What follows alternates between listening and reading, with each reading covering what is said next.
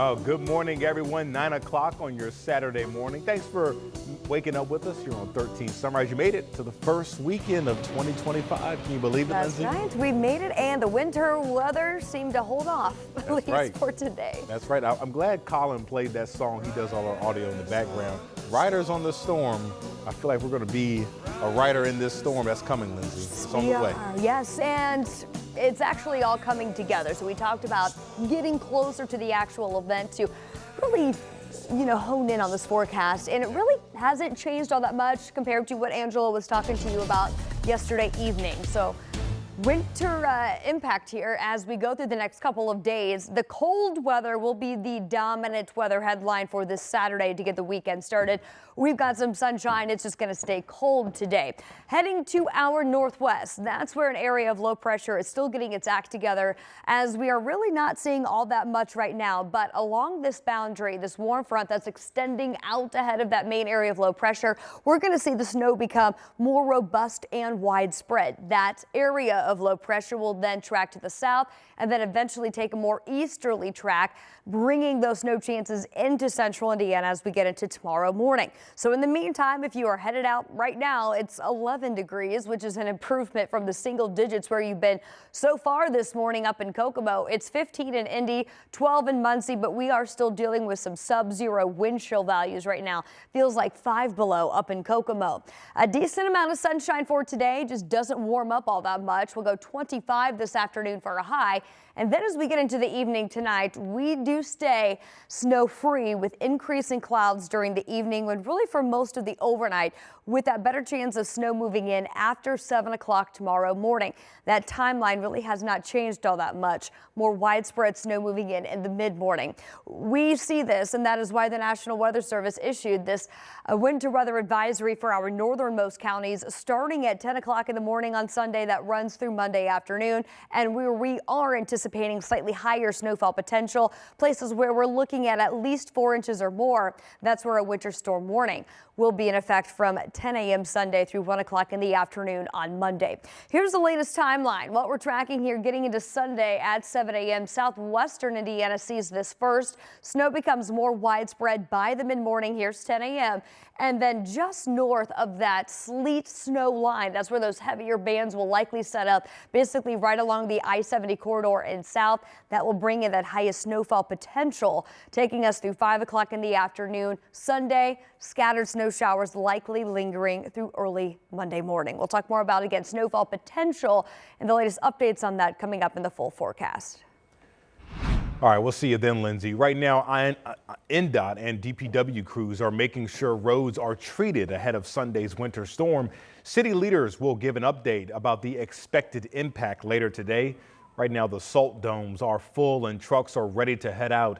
We're told teams will be working in 12-hour shifts, but if they're forced to tackle more than 6 inches of snow, they say it'll take time and patience. That's why they're urging you to be cautious if you're out driving and to give those plows extra room to work.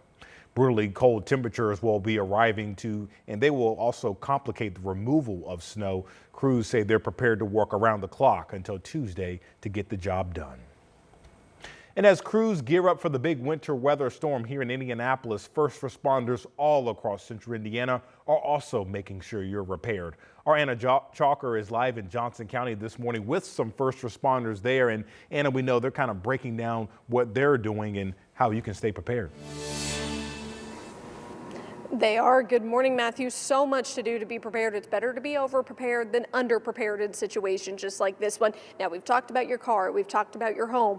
Now it's time to take care of yourself, especially if you have to go out, shovel some snow, even go to and from car and home, all of that. So we're here to talk about it. We have Michael Pruitt with the Bargersville Fire Department. We've been talking a lot this morning. I think it's kind of the most important to keep yourself warm and safe through all of this. If we don't keep ourselves safe, then you're going to have a meeting with us, and we don't want that. So, when we start looking at things we need to do, make sure that we dress properly for the weather. That means dressing in layers. If we're going out to work and scoop snow or run the snow blower, we're going to get warmed up pretty quick, so we want to be able to dress in layers. We want to make sure our head is protected because that's where we lose our heat. Good gloves, good socks, good footwear, especially if you're traveling to work. I know the ladies, they like to wear nice shoes at work, typically not good for walking through 8 inches of snow per se. So wear some good boots on the way to work. and then you can change those when you get there. But if you're outside around the home, just make sure that we're dressing appropriately and take breaks, and hydrate and take care of yourself. If you're a senior and maybe you've got some heart conditions, which we see this all the time, this may not be the thing we want to be doing. We want to bring somebody in to do that. And if you have neighbors who are seniors, get out and check on them. See what you can do to help them. And then when we move over and we talk about these big machines right here, we know people use these. They'll get plugged up with snow, and then they want to stick their hands in places they shouldn't, and accidents happen. So shut these machines completely down if you're going to clean them out. If you're scooping, make sure you're using proper body mechanics when you're scooping that snow. And with potentially as much snow as we're going to get, do it in moderation. Go out, clean a little bit, keep it cleaned off so you're not doing that all at once come Monday, late in the day Monday, maybe when the stuff tapers off. For sure. Hey, better to keep yourself safe. And hey, if you have a kid that needs to make an extra buck, maybe let's have them come out and shovel some snow. That'll be good for them. But we have so much to cover here. We'll have more coming up at 9:30. All right, certainly a great way to make an extra dollar, Anna. That's some good advice right there. We'll check back on you with you soon.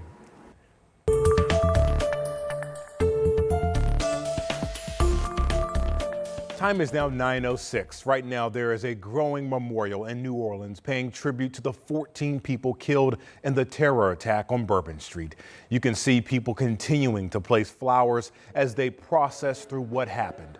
Our Dominic Miranda has been in the heart of New Orleans for days now, and this morning he joins us where people impacted by this tragedy, including one of the victim's sisters, are now sharing stories of the lasting shock, grief, and hope.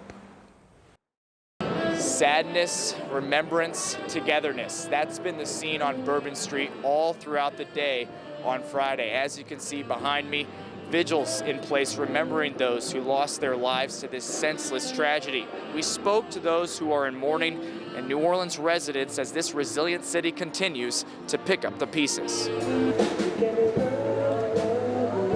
I feel that we were attacked as a city.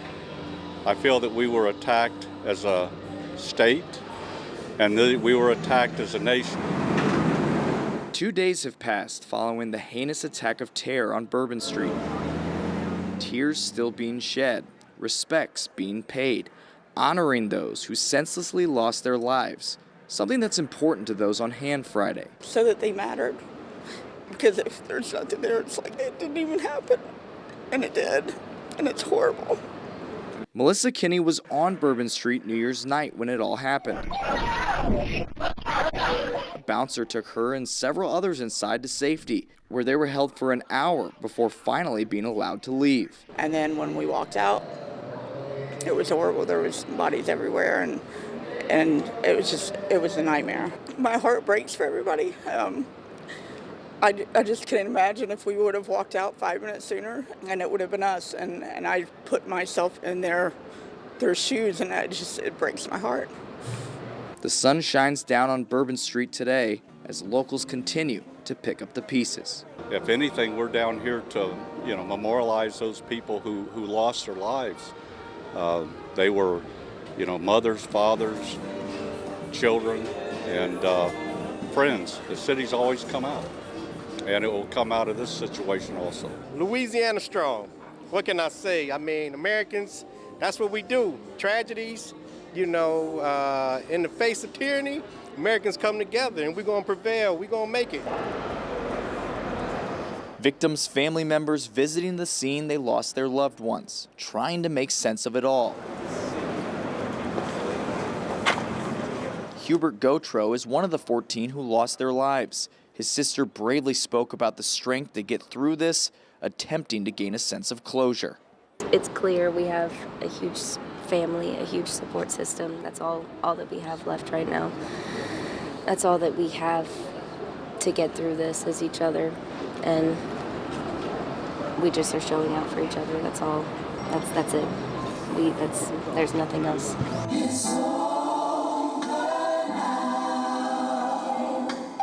Sage burns, flowers stand still as people mourn. Resilient and together in the wake of tragedy, New Orleans will make it through, never forgetting what happened here.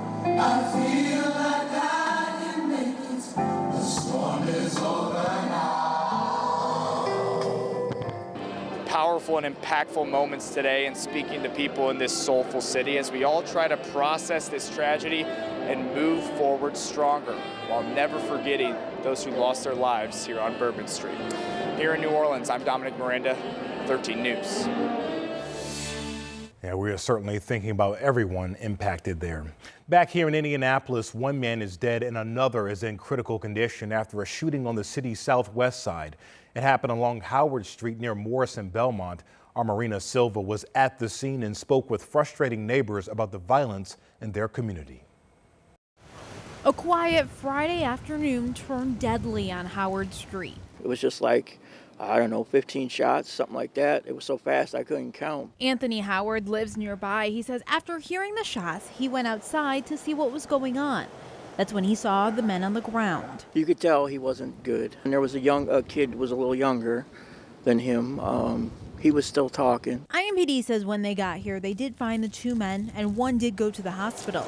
There was also a car nearby. The vehicle did sustain damage to what is believed to be gunfire, and detectives will continue to work to search. Officer Thompson says officers were also looking to search the gray house near where the shooting happened. Online police records show the shooting address was at 1801 Howard Street. When we went to go look at public records, this isn't the first time police were called to that house. Back in September of 2022, they were called there for another man shot inside that house. The man survived. Less than a week into the new year and 3 people have been killed in Indianapolis. Officer Tommy Thompson says we as a community need to do better. We're starting 2025 off the wrong direction. 3 times, 3 days, we have individuals who are no longer with us and families grieving. This can't continue. He says he is grieving along with the community. This was my beat. I'm very passionate about the people in this community. This is not acceptable. I'm grieving with this community does not deserve this. To have people shot, to have this, it's scary. And this is not tolerable. Harper says he wants better for his home. It's ridiculous. I don't understand what has gotten into people that they need to just start shooting each other. A family and community now left to mourn with yet another act of gun violence. In Indianapolis, Marina Silva, 13 News.